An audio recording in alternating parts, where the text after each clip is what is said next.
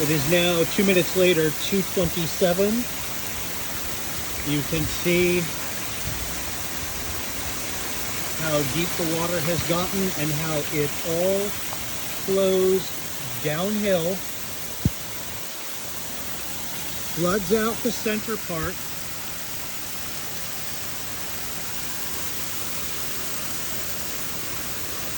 floods through this side, and then again it goes out the back.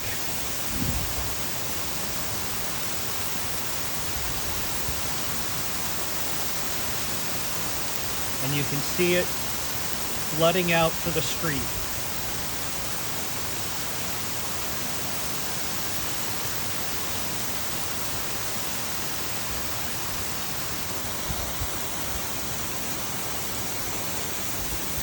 No other problems, but you can also see on the other side of the house,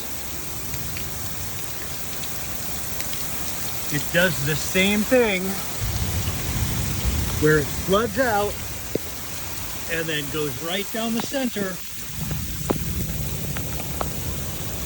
into the road.